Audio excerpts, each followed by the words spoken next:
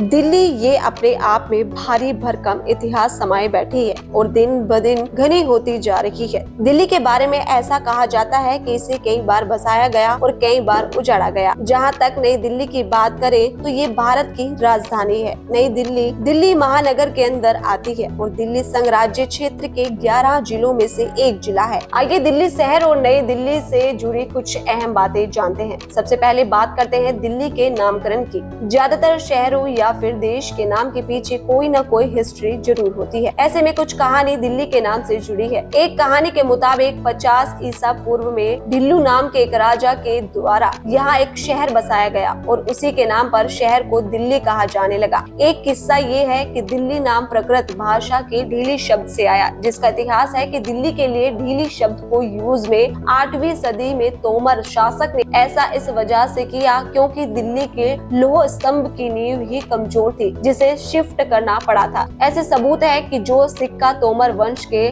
शासनकाल में प्रचलन में था उसे देहलीवाल कहते थे और इसी के नाम पर भी शहर को दिल्ली या दिल्ली पुकारा जाने लगा। ऐसा भी माना जाता है कि ईसा पूर्व 6वीं सदी में ये शहर पहली बार बताया गया। दिल्ली 13 फरवरी 1931 को अविभाजित भारत की राजधानी बनाई गई। 12 दिसंबर 1911 को किंग जॉर्ज वी ने एक शाही समारोह नई दिल्ली दरबार के दौरान नई राजधानी की नींव रखी। उन्होंने इस मौके पर अनाउंसमेंट कर दी थी कि दिल्ली अब कलकत्ता की जगह भारत की राजधानी होगी। फिर 20 सालों के इंतजार के बाद 13 फरवरी 1931 को नई दिल्ली का लॉर्ड इरविन ने उद्घाटन किया। दिल्ली छावनी अंतरिम राजधानी के तौर पर साल 1912 से 1931 तक भारत की राजधानी रही। वहीं जब 15 अगस्त 1948 को भारत स्वतंत्र हुआ तो नई दिल्ली को राजधानी बनाने का डिसीजन लिया गया। दिल्ली ही क्यों राजधानी बनी, इसके पीछे अंग्रेजों की एक अलग दलील थी। कोई 100 साल पहले भारत के तत्कालीन वायसराय लॉर्ड हार्डिंग ने एक लेटर लिखा जिसमें उन्होंने बताया कि कलकत्ता की जगह दिल्ली को अपने साम्राज्य की राजधानी ग्रेट ब्रिटेन को आखिर क्यों बनाना चाहिए। 25 अगस्त 1911 को ये लेटर शिमला से लंदन भेजा गया। साथ ही secretary of state for India को संबोधन दिया गया। हार्डिंग के इस बारे में दलील थी कि दिल्ली केंद्र में स्थित है, ऐसे में ये सबसे ज्यादा फायदेमंद होगी। इसके अलावा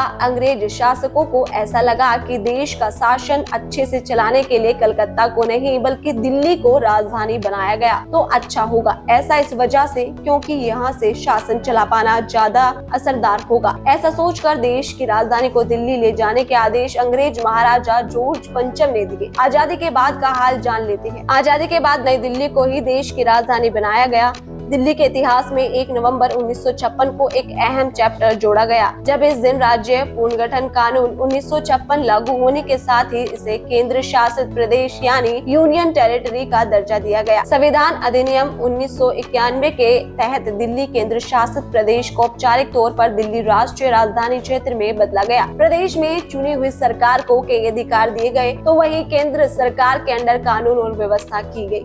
ब्यूरो रिपोर्ट दिल्ली आज।